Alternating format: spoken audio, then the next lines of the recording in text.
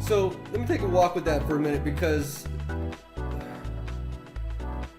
I don't know, maybe it's just me, but I feel like society has led so many men to buy into their role or their image by what they see on MTV, the nightly news, and other just distraction nonsense that's out there, right? And so, like, I feel that, some men just don't even know how, or where do I start? I'm frustrated. I'm anxious.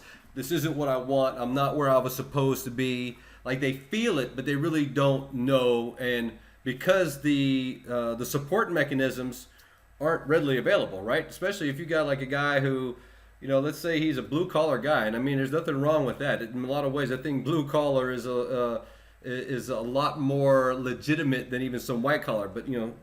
that's just me. But so, guy who's blue collar wakes up one day and just like, you know what, I'm tired of this nonsense. I'm tired of this shit. What do I need to do to fix it?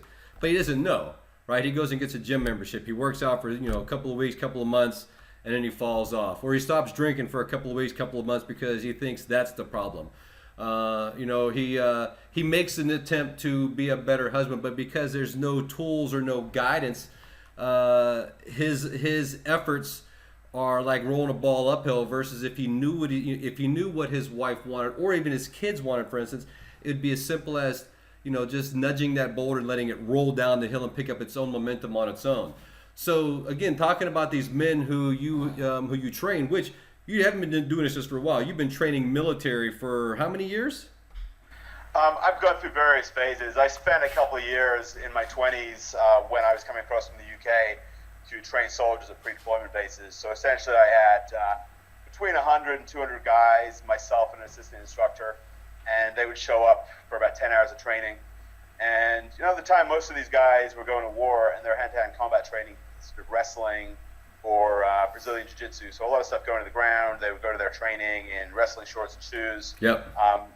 That is a surefire way to get guys killed downrange. So my training consisted of show up for 10 hours with your rifle, with your pack, in full gear, with your Kevlar, and I'm going to teach you how to fight on the battlefield with your gear on in a way that keeps you mobile, upright.